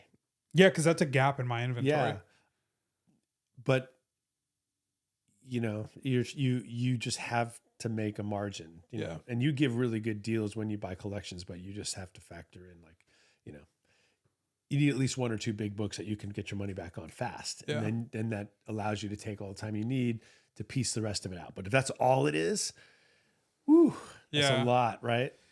Yeah, it's a lot of filler. That's the thing. Yeah. It's like, it was a cool collection, though. Yeah, it was really cool. Like I told him was, I hope that you find the horror guy that will pay you for this because it is cool. I was like, but from my perspective, it's like, a lot of this is going to sit for a while. I'd say about 25% of it, and I don't know, I didn't really investigate the value, but 25% of it was reprints of old ECs. Yeah. And I know that there's definitely a market for that. People love to get those reprints. I like to get them when I see them, but I don't think you really want 500 of them in what you're trying to sell. Yeah. Like, that's tough. Like if you have a shop and they're just sitting there and people want to come in and they're $5-10 a piece, People will buy them over time. Yeah. But what are you going to do? Hi, everybody. I'm doing a claim sale and nothing but reprints. No one's crickets, right? No one's coming Yeah. to it. So that's kind of a specialty thing, like pack of gum at the what do they call those things? Impulse buys. They're not that expensive, and I'll just throw that into, and you get a couple of those here and there. But no one's spending $1,000 on reprints. Yeah. Unless it's the golden record reprints. Yeah, it's like dollar bins maybe, or you just bulk it out on eBay and just give people like a $5 for a deal or whatever. But you did though have another collection that you're just beginning to look at now. Yeah. So I was getting ready. I had did the giveaway today. We did reach 1,000 followers. So thank you to anybody who just contributed, whether you entered the giveaway, shared the page, told someone to follow me, whatever it is. Thank you. We got there. And so I did the giveaway this morning. Like I promised, the book is on its way to the person who won. He responded quickly. He was shocked. He was like, wait, are you kidding? I was like, no, man, you won. And he's like, dude, this made my whole day. Oh, and he was like, I'm about to scream. He's like, this is a huge grail for me. Oh, that's awesome. I'm so happy for him. So I was like, oh, that's great, man. And got his stuff and I shipped it out immediately. That's great. So all that is squared away. And then I had some friends who were in town that I didn't tell you this, but they came by. They're Pokemon collectors. So they're just like generally like interested in what I do. Oh, yeah. And they're not from here. Like they live like 2-3 hours away. So they're like, oh, we want to like stop by. We want to see what you do and check it all out. They came to your office? Yeah. So they came by my office and they were looking at everything. And I didn't realize it was his birthday today. And so that's why they were in town. Just him and his wife were getting away. And so I was like, oh, let me like give you something. So I just like was flipping through. I found a card and I like gave him a card, like a Pokemon card. And then he goes, oh, check this one out that I got recently. And he like hands me his wife's phone and it's a picture of a card that I recognize. And I didn't like read the details in the card. I was like, oh, sick. It kind of looked like a variant version of it. Yeah. So I thought it was like a Pokemon Center, which is like the website where you can order stuff where they do drops. Sometimes they'll do like exclusives. So I thought it was like an exclusive variant of it. And I was like, oh, sweet. Like in my mind, I'm like, I recognize it, but it looks slightly different. So I was like, cool, man. Nice pickup. And he's like, no, did you read it? And I was like, no. So he hands it back to me and it says special delivery Mew, which is a type of card that they make. Like they've made special delivery Charizard, special delivery Pikachu, which are like crazy expensive cards. Yeah. And then I'm like looking at it and then Mew is holding an ultrasound and then it says coming in 2026. And then that's how they announced their pregnancy. Oh, and so, yeah. No yeah. way. Yeah, it was really, really cool. Oh, that's so cool. Yeah. So what they did is they opened the pack. They like slipped it into a pack with their family. And that's how they announced it to their family. So he showed these me. are my kind of people, man. I love it. Yeah. So it was really cool. That's really cool. He came by, him and his wife hung out for like an hour and a half. And we just caught up because I hadn't seen them in a few years. And they left. Went to go pick up the coffee. But right as I'm leaving, I get like a DM. Or I got the DM earlier in the day. Just somebody asked where my shop was. I told him like, oh yeah, like I'm over here on this part of town. I was like, I kind of do stuff by appointment only. What do you like into? Like, what do you collect? And he was like, oh, I collect cards, but I'm looking to sell some stuff. And I was like, oh yeah, send me pictures, videos, whatever you have. So I'm out about running around town at this point. Like I stopped at the LCS on the way to the coffee shop. And then I go to the coffee shop and then he sends me a video and it's just like boxes and closets and it's like labeled. Then I'm seeing some like Burn Claremont era stuff. I don't know if I think it might've been after Burn left. So like more Claremont, but I'm seeing like that era of X-Men, just like the 100s era. And I was like, oh, okay, there's some decent stuff. And then he's got like labeled on the boxes, like the titles. And I was like, okay, like this. He told me Bronze Age, and I was like, yeah, this looks about Bronze Age. I was like, there could be some good stuff in here. Then he sends me a video of a binder, and he just opens up the binder, and I'm seeing 25-cent Hulk. And I was like, oh. Okay, I was like, it's probably not in there. Like that was never in there. Yeah, that was my first. I was like, it's probably not in there. So he starts flipping, boom, some covers that I recognize, and then it like drops down to like 109, which is a Kazar cover. Yeah. I was like, oh, that's pretty cool. Yeah. And then like it starts going up from there, and then I see some like, what is it, like the Hulk, the Professor Hulk, like 4 copies of that, and I'm like, yeah, see, he doesn't have it, and then he flips it over, Hulk 180, and I was like, maybe we do have it. Flips it over, Hulk 181, and then at that point, that's when I was like, okay, I gotta squeeze this guy into my afternoon. We gotta meet, and you've never owned that book. Never. So I told him, I was like, okay, when can you meet? And I was like, okay, we're either going to rush this podcast or I have to delay the podcast by like an hour. And he's like, I can meet whenever. So I was like, where do you live? And he's like, I live here. It's pretty close, like 15 minutes away. And so I was at the coffee shop and I was like, perfect. Like I can be there at the exact same time. So I picked up the coffee. I go and I meet. He brings it up.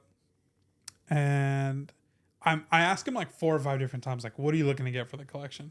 And he just won't give me an answer. Because, the first person to give the number in the... Loses? Yeah, pretty much. So he wouldn't give it. So I asked, after he kind of rejected me a couple times, like, he didn't like reject me, but he like skirted around it.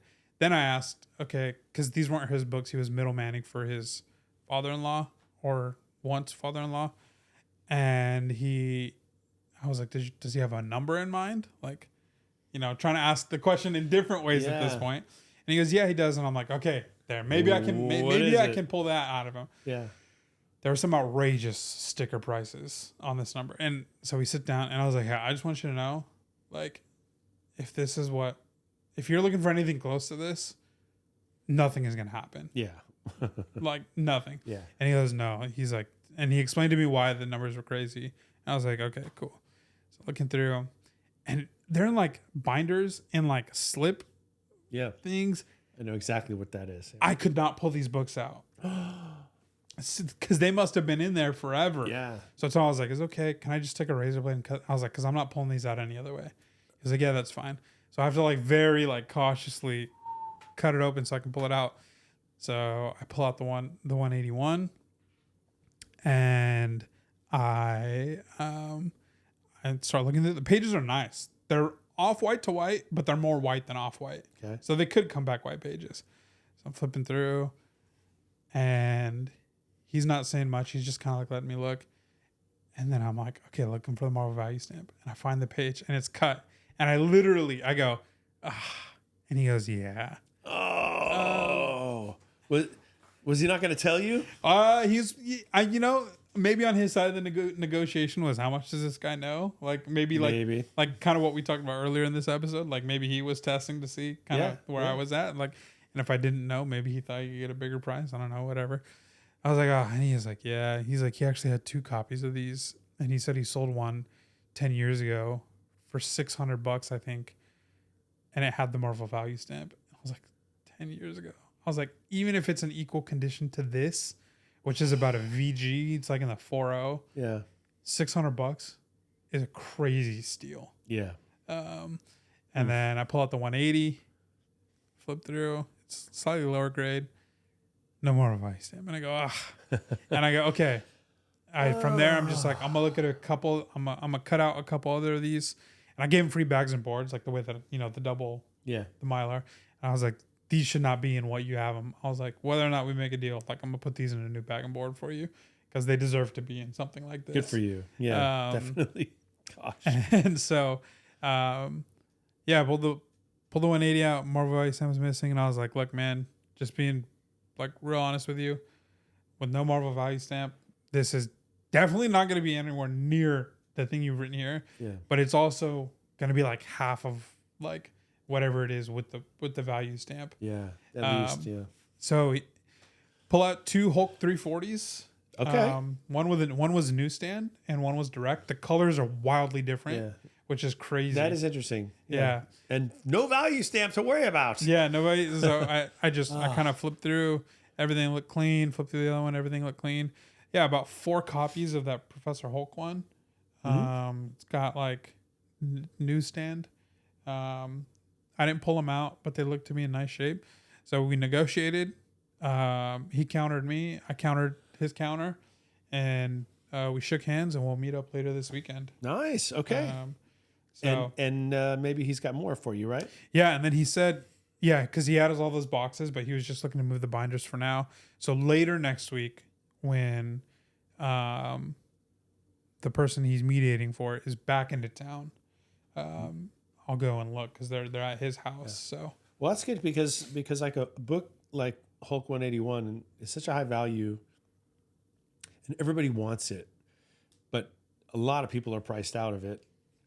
That it sells at all grades. You know, someone will buy a beater copy because that's the only one they want to get. They want to get the book. yeah, And that goes the same for the missing value stamp. I mean, we've talked about this long before you ever owned a copy with a missing value stamp. I don't own it yet. But No, yeah, okay. So I feel like that particular ding on value is overplayed. I think, Yeah. But it is what it is. Like, you know, I can lament all I want, but that's just the market. But I was telling you this earlier. I opened up a comic book this week in my collection that's from the 60s. It's not really worth much anyway, but I opened it up. Maybe the first time I've ever opened it up. You know, I think I bought it. I was part of this auction when I was in high school or whatever, and so it never had any real value. But inside, even there was like 4 or 5 different coupons cut out of this comic book. I mean, it looks Oh my like, gosh. and the first one is on the splash page. I mean, like, and it's all over the place, and it's cutting into the story. Now that I can understand, like, yeah, this is really not going to be worth anything. But the Marvel value stamp, A, doesn't affect the story. B, it's supposed to be cut out. Yeah. That's the point of it. Yeah. And we acknowledge the value of the Marvel value stamps because people spend or pay a lot of money for a set of value stamps. Yep. So, but it is what it is. But if you don't have a problem with label colors and all that stuff, I mean, I've got that FF3 in a green label because a whole page is missing. Yeah. It doesn't bother me at all. Yeah. Because FF3 and, you know, okay. But in your case, in the case of and anyone who's got a missing Marvel value stamp in a book like that, I don't really care. Yeah. I don't, you know, in fact, that'd probably be the one that I'd go for. Yeah. Well, we can talk about that 180. I mean, I know you said you're not buying, but Yeah. The 180 is a great book. A book, again, I bought it for $75. I sold it for like $175 a few years later. So I did well on the book, but would have done better had I not sold it. yeah. The gap between the two was so astronomical, and now the gap is closed. Like, people are saying, well, wait a minute. Yeah. But I think 180 coming up in value has a lot more to do with the fact that 181 just got so expensive. Yeah. It just, you can't get it. So anyway, yeah. I think 180's dropped since in the last few years a decent amount. You can get a pretty nice copy of 180 Yeah. for a very affordable price 500 in comparison. $500 you can get a pretty solid copy, right? Yeah. Like 7.0 copy. Close to 6, yeah. But that's, you know, that's cool that assuming the deal goes through that you'll at least have one in your hands for a while because you've Yeah. never owned that book. Yeah. So if I can, you know, complete the deal, hoping that neither of us get cold feet, those books will be in the next sale on Tuesday.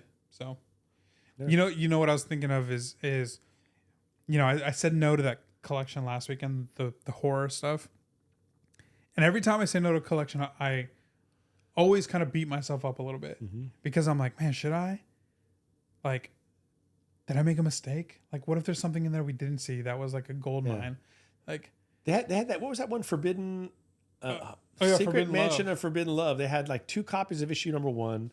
They had a few copies of issue. Like, they had a lot Yeah. of those, and they were probably 6.0 condition. Yeah. 7.0. So they're pretty nice. yeah. But that's not enough. Yeah, and so I'm you know I'm thinking about it like to the next day.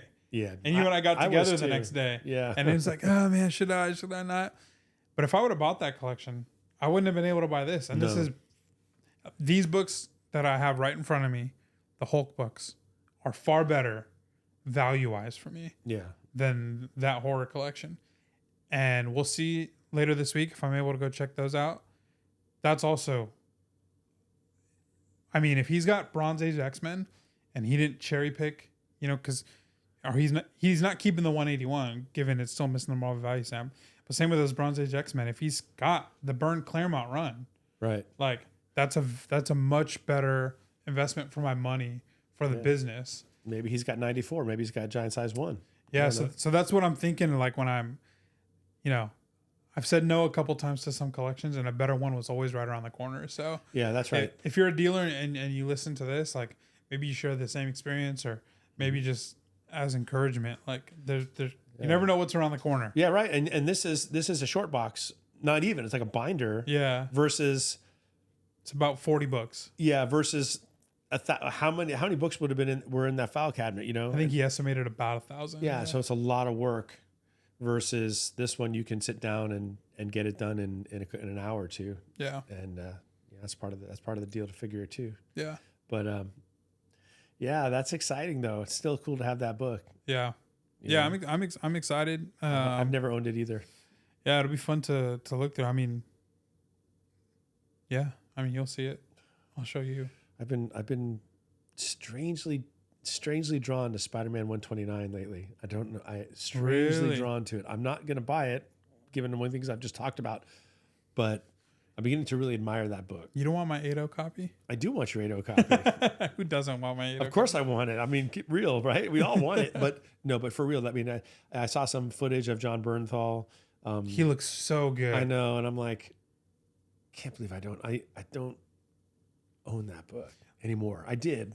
The design that they gave Bernthal looks like Marco Cicchetto, who's drawing Ultimate Spider-Man right now for Hickman, but he drew Daredevil with Chip Zdarsky, and he's done a bunch of other stuff. I don't know if he's done Punisher stuff, but Bernthal, the way they have Bernthal costumed out, looks like Marco Cicchetto's Punisher. Wow. So he looks so good. Yeah, that's a Spider-Man 129 is just a great book. Yeah, it is.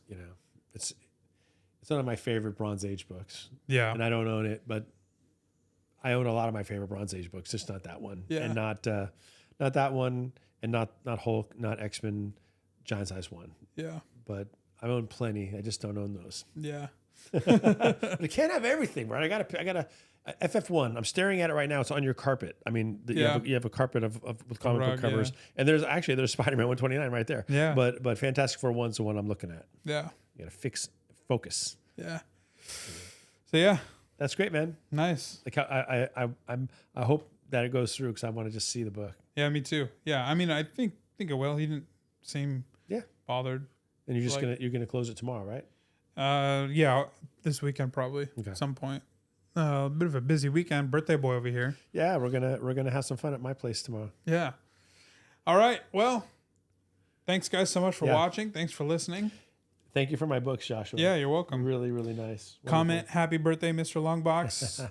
We got the claim sale coming this Tuesday. And then Saturday after that, right? What time did I say? 4 p.m. Pacific Standard Time on Tuesday, August 12th. And then next Saturday, August 16th, with Mr. Longbox. First breakout show to help him get to FF1. Yeah, who knows? That'll be a nice leap forward in that number that I'm trying to get to. Yeah. So if you want any books from Mr. Longbox's personal collection. Yeah, maybe get CGC to write that in. Yeah. From the personal collection of. There you go. Yeah, so this coming Tuesday and next Saturday, claim sale galore. Yeah, from some. I guess it'll be silver, bronze, silver. I'll probably throw some golden age in there too. All right. I mean, anything is on the table with FF1 is the prize. Yeah, for sure. Basically, for me, that's basically I'm starting a Fantastic Four 1 drive. I'm on a drive doing FF1. So both those claim sales will be on my Instagram at @spros_comics. Follow me there. Also follow at Mr. Period Longbox, as he will throw stuff up for sale periodically on his page. And thank you guys again so much for watching. Happy birthday, Mr. Longbox. Thank you. And we will see you guys in the claim sales. Yeah, see you then. Bye. Bye.